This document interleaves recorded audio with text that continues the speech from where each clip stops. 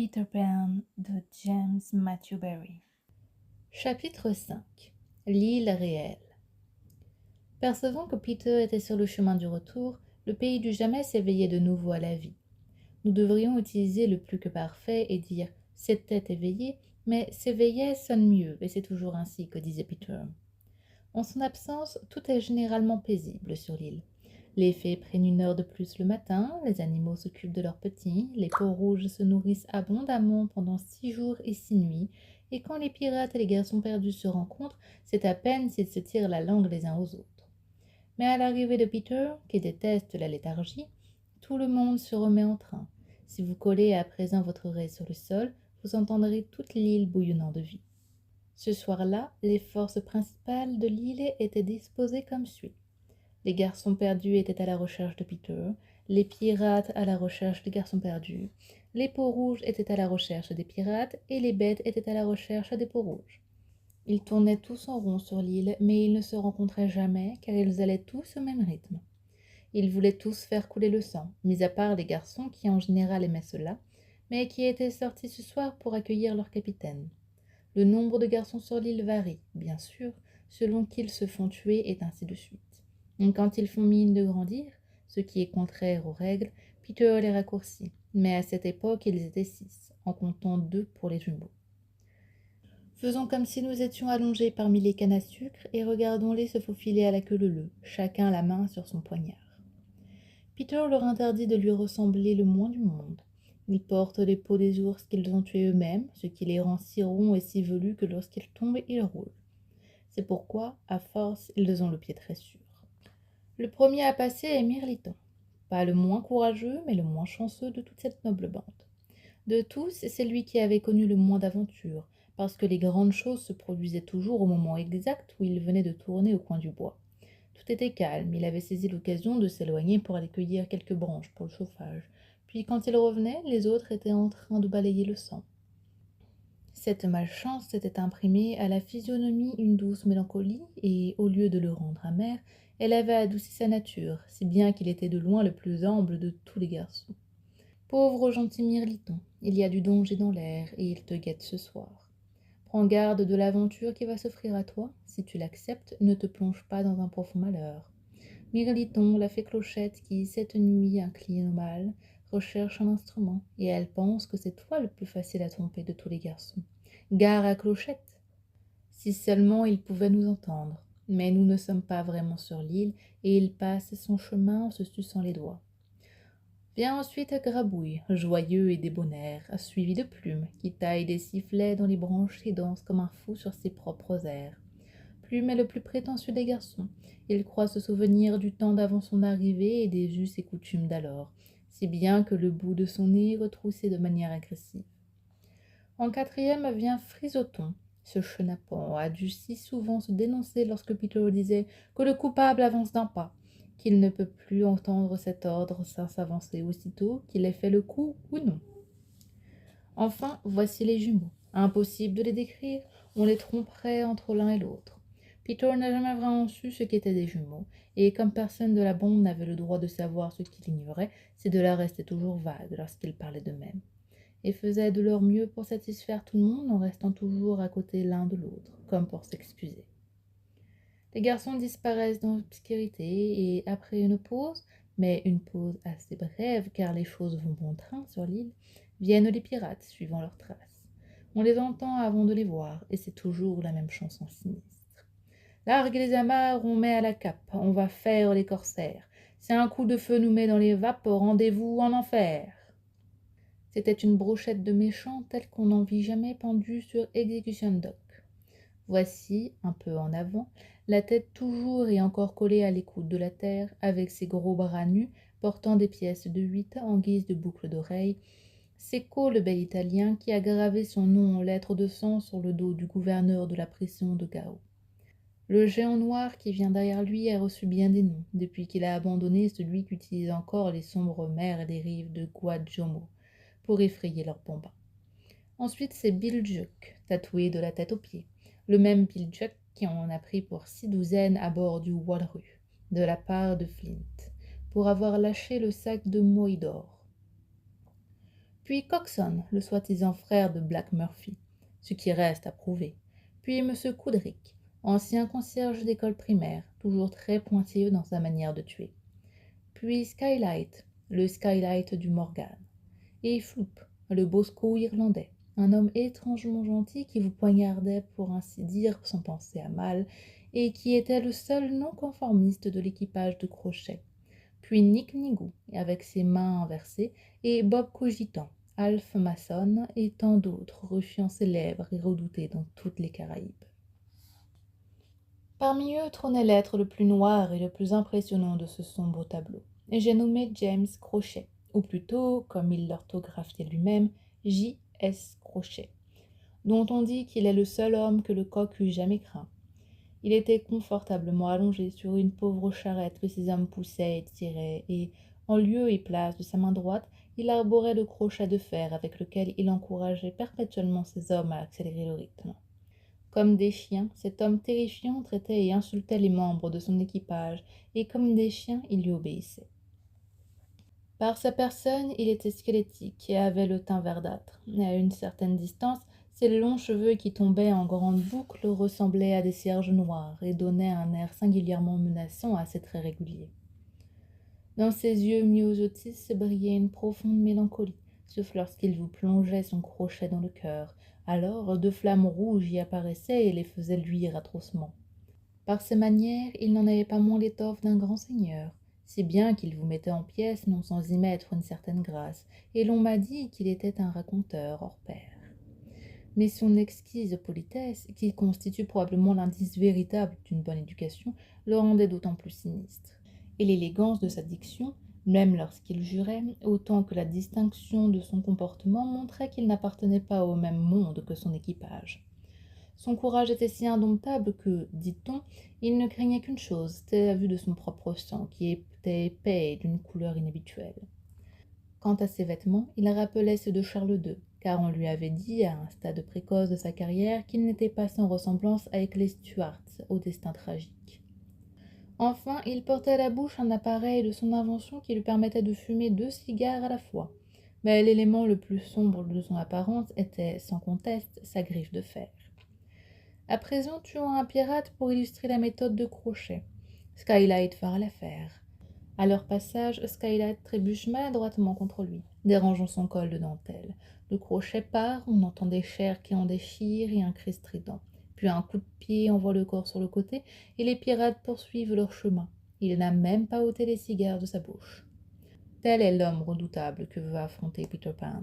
Lequel des deux sera vainqueur ? Sur la piste des pirates, glissant sans bruit sur le sentier de la guerre, invisibles au regard inexpérimenté, viennent les peaux rouges, chacun les yeux grands ouverts. Ils portent des tomahawks et des couteaux. L'huile et les peintures font reluire leur corps. Ils portent en pendentif une ribambelle de scalp, pris aux garçons comme aux pirates, car il s'agit ici de la tribu des Picanini. À ne pas confondre avec les Delaware, au cœur tendre, ni avec les Hurons. En éclaireur, c'est le grand Big Little Panther qui s'avance à 4 pattes. Un brave orné de tant de scalps que, dans sa présente position, il entrave quelque peu ses mouvements. Celle qui ferme la marche, tenant le poste le plus exposé au danger, c'est Lys Tigré, qui se cambre fièrement en authentique princesse. Elle est la plus belle des Dianes à la peau sombre, la beauté des Picanini, tour à tour coquette, glaciale ou amoureuse. Il n'y a pas un brave qui ne rêverait d'avoir pour épouse cet être rebelle, mais c'est à coups de machette qu'elle repousse l'autel. Observez comme ils passent sur les brindilles mortes sans faire le moindre bruit. L'unique son que l'on entende est celui de leur respiration un peu soutenue. Le fait est qu'ils sont tous un peu enrobés à présent, immédiatement après leur abondant banquet, mais ils perdront leur embonpoint avec le temps. Néanmoins, c'est là, pour l'heure, le principal danger qui les guette. Les peaux rouges disparaissent comme ils sont venus, aussi légers que les ombres, et leur place est bientôt prise par les bêtes sauvages, vaste procession bigarrée, des lions, des tigres, des ours et d'innombrables petites choses dangereuses qu'ils font fuir, car chaque espèce, et particulièrement les mangeurs d'hommes, vit mâchoire contre mâchoire avec les autres sur cette île délicieuse. Leurs langues qui pendent montrent qu'ils ont faim ce soir. Après leur passage vient le dernier de tous ces curieux individus, un crocodile géant. Nous allons voir quelle est au juste la personne qu'il recherche. Le crocodile passe, et bientôt les garçons font une nouvelle apparition, car la procession doit se poursuivre indéfiniment jusqu'à ce que l'une des parties s'arrête ou change de rythme. Alors ils se retrouvent très vite les uns sur les autres. Chaque groupe assure une forte surveillance à l'avant, mais aucun ne suspecte que le danger peut ramper sur ses arrières, ce qui montre à quel point cette île est bien réelle. Les premiers à sortir du cercle furent les garçons. Ils se vautrèrent dans les hautes herbes, tout près de leur maison souterraine. « J'aimerais vraiment que Peter revienne, disait-il tour à tour nerveusement, bien qu'ils fussent tous plus grands, en hauteur et surtout en largeur que leur capitaine. Je suis le seul à n'avoir pas peur des pirates, dit Plume, sur ce ton qui l'empêchait d'être le préféré de tous, mais sans doute qu'un bruit lointain le troubla, car il ajouta en toute hâte. Mais je veux qu'il revienne et qu'il nous dise s'il en sait plus sur Cendrillon. Ils parlèrent de Cendrillon, et Mirliton était persuadé que sa mère devait être tout à fait comme elle. Ce n'est qu'en l'absence de Peter qu'il pouvait parler des mères, car il avait interdiction d'aborder ce sujet, jugé stupide. Le seul souvenir que j'ai de ma mère, leur dit Plume, c'est qu'elle disait souvent à mon père « Oh, que j'aimerais avoir mon propre chéquier !»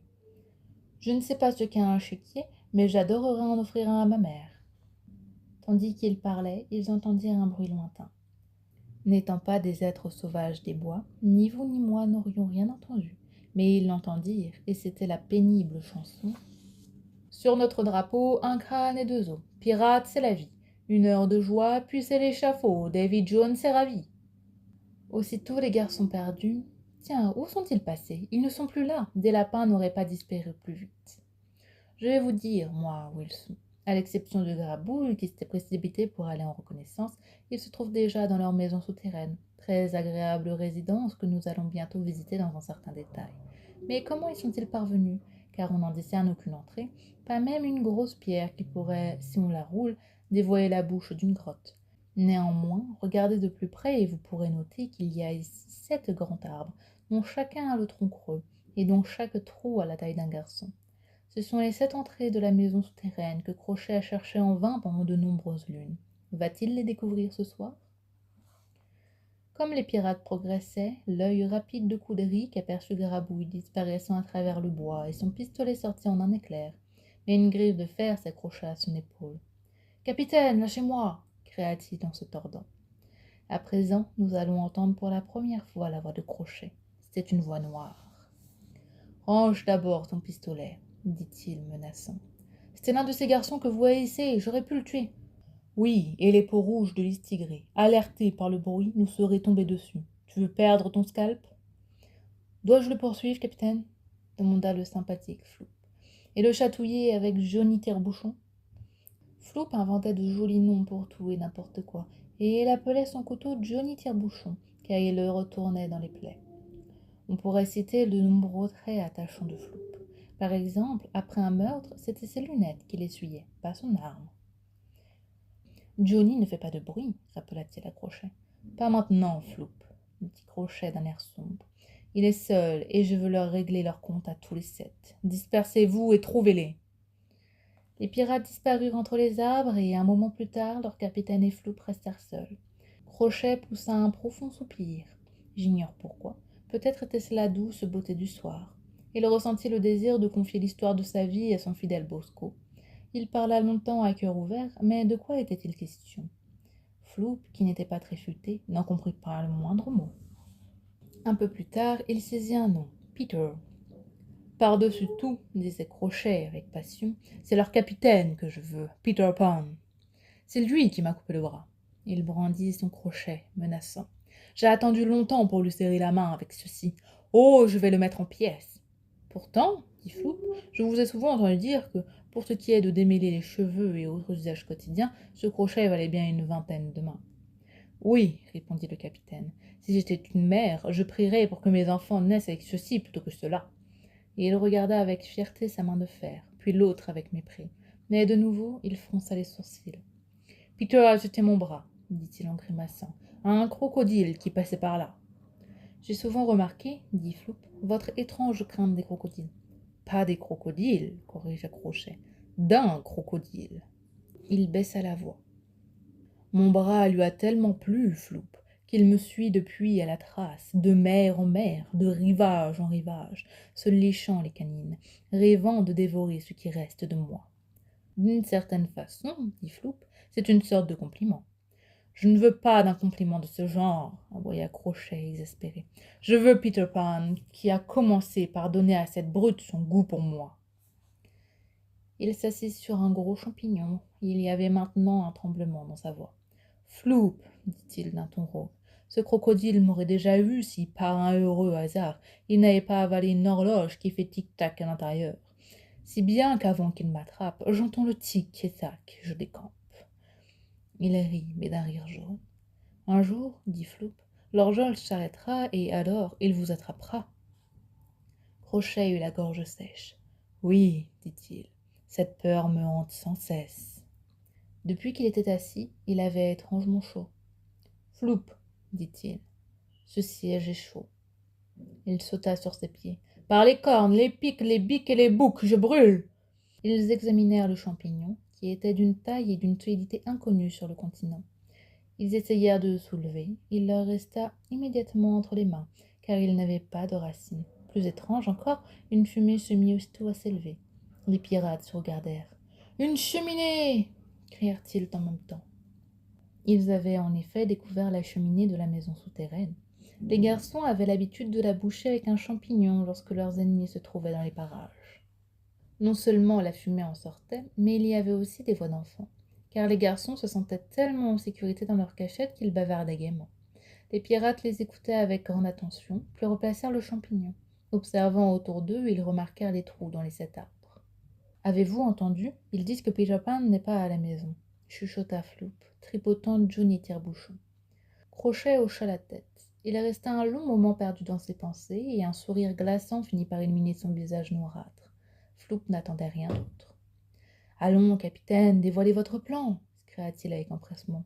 « On rentre au bateau » répondit Crochet, parlant entre ses dents avec lenteur, et on fait cuire un gros gâteau bien gras et bien épais avec du sucre vert dessus.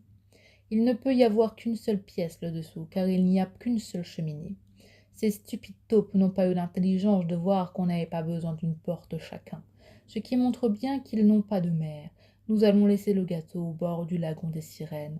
Ces garçons vont toujours nager là et jouer avec les sirènes. Ils trouveront le gâteau et n'en feront qu'une bouchée, parce que sans mère, ils ne peuvent pas savoir comment il est dangereux de manger un gâteau bien riche et bien moelleux. Il éclata de rire, et son rire à présent n'était pas jaune du tout, mais franc et sincère. « Ah ah ah! Ils vont mourir !» Floop avait écouté avec une admiration croissante. « C'est le plus méchant, le plus joli plan que j'ai jamais entendu, » cria-t-il, et ils se mirent à chanter et à danser de joie. « Oui, dames, mes amis, dès qu'ils voient ma tête, la peur les paralyse. Il ne reste rien dessous leur squelette, si Crochet s'en avise. » Ils commencèrent à chanter, mais ne purent jamais terminer le couplet, car ils furent interrompus par un autre son qui leur imposa le silence. Ce fut d'abord un bruit tellement ténu qu'une feuille tombant dessus aurait pu l'étouffer, mais à mesure qu'il se rapprochait, il devenait plus distinct. Tic-tac, tic-tac. Crochet se figea dans un frisson, un pied en l'air. « Le crocodile » suffoqua-t-il, et il s'enfuit, suivi par son bosco. C'était le crocodile, en effet. Il avait dépassé les peaux rouges qui se trouvaient maintenant sur la piste des autres pirates, et il suivait Crochet à la trace. Une fois de plus, les garçons remontèrent à l'air libre, mais les dangers de la nuit n'étaient pas encore terminés, car à présent Grabouille se jetait parmi eux, à bout de souffle, poursuivi par une meute de loups. Ses poursuivants avaient les langues pendantes, leur hurlement était abominable. « Sauvez-moi, sauvez-moi » criait Grabouille en tombant sur le sol. « Mais qu'est-ce qu'on peut faire? Qu'est-ce qu'on peut faire ?» En ce moment extrême, c'est un grand compliment qu'ils firent à Peter en tournant leurs pensées vers lui. « Que ferait Peter » crièrent-ils tous en même temps. Presque dans le même souffle, ils crièrent. Peter les regarderait en mettant la tête entre ses jambes. Et puis, « Faisons ce que ferait Peter !»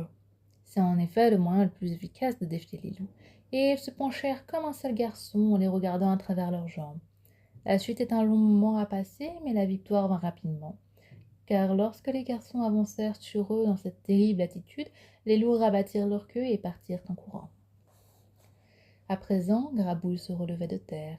et les autres pensaient qu'il écarquillait les yeux parce qu'il voyait encore des loups.